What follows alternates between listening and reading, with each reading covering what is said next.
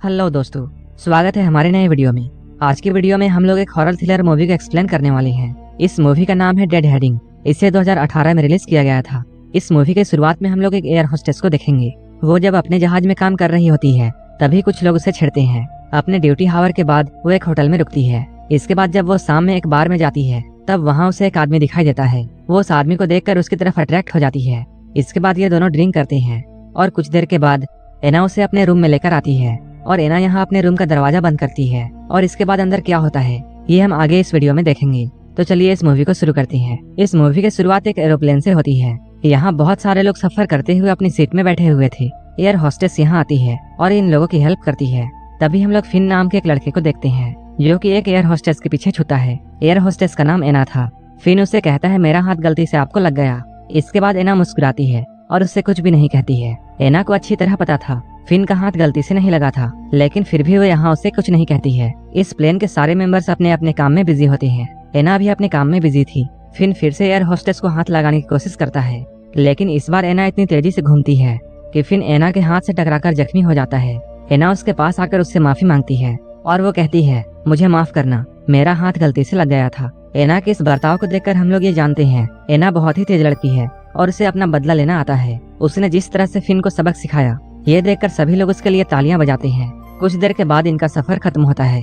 सारे crew members एक hotel में आते हैं। एना भी इसी होटल में पहुंच चुकी थी। वो यहाँ पूरा एक दिन के लिए रहने वाली थी क्योंकि उसकी अगली फ्लाइट 24 घंटे बाद थी।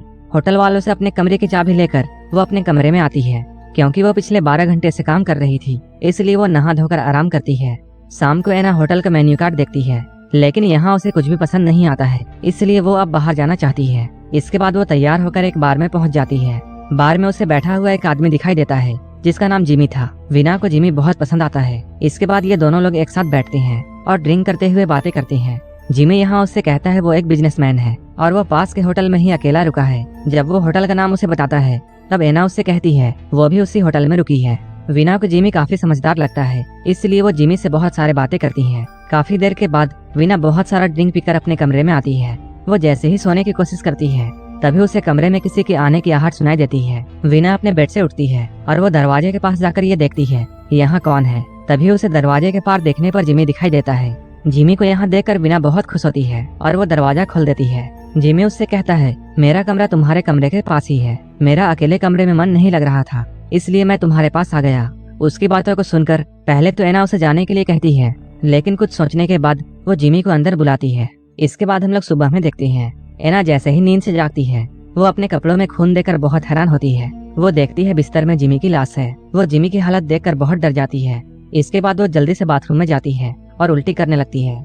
एना को यहाँ कुछ भी समझ में नहीं आ रहा था कि कल रात में क्या हुआ था। वो याद करने की बहुत कोशिश करती है, लेकिन वो कल रात बहुत नशे में थी, इसलिए उसे कुछ भी समझ में नहीं आता है। एना यहाँ नहाकर अपने कपड़े बदलती है। वो इस लाश के बारे में सोचने लगती है। जल्दी ही वो इस लाश को छुपाने का फैसला कर लेती है। वो इस लाश को बाथरूम में लाकर बाथटब में छुपा देती है। वो जैसे ही इस बाथरूम से बाहर निकलती है तब उसकी नजर बिस्तर के चादर पर पड़ती है। चादर पर अभी भी बहुत सारा खून लगा हुआ था। एना उस खूनी चादर को भी छुपाती है। वो इस चादर को एक कोट कवर में छुपाने लगती है। होटल के कमरे में पहले से ही कुछ कवर होते हैं और एना उसी कवर में उस चादर को छुपाती है। वो जैसे ही इस कवर को अलमारी में रखती है तभी दरवाजे पर आहट होती है। दरवाजे पर सफाई करने वाली एक लड़की थी जिसका नाम रेचल था। वो एना से गंदे कपड़े और कमरे की सफाई के बारे में पूछती है।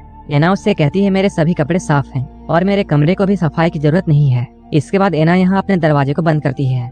इसके बाद रेचल दूसरे कमरे की तरफ बढ़ती है। एना कमरे के अंदर से रेचल को देख रही होती है। रेचल जैसे ही दूसरे कमरे में अंदर जाती है तभी एना बाहर निकलकर रेचल के सफाई की कुछ चीजों को चुरा लेती है। कुछ ही देर बाद एना इस कमरे को साफ कर देती है, लेकिन उसे अभी भी ये समझ में नहीं आ रहा था कि वो इस लाश को कैसे ठिकाने लगाए। काफी सोचने के बाद वो इस नतीजे पर पहुंचती है उसे इस लाश को छुपाने के लिए काफी सारा समय चाहिए।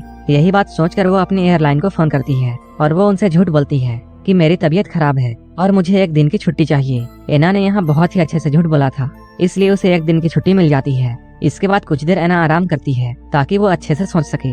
आराम करने के बाद जब वो उठती है तब उसका पैर एक चाबी पर पड़ता है। ये चाबी जिमी के कमरे की थी। रात में जब जिमी उसके कमरे में आया था तब चाबी उसके जेब में ही थी। कुछ देर के बाद एना तैयार होकर बाहर निकलती है और वो यहाँ जिमी के कमरे की तरफ बढ़ती है। होटल वालों ने कमरे के बाहर कैमरे नहीं लगाए थे ताकि लोग यहाँ बिना फिक्र के आ सके। एना जल्दी ही जिमी के कमरे तक पहुँच जाती है। वो यहाँ जिमी के बारे में जानना चाहती थी क्योंकि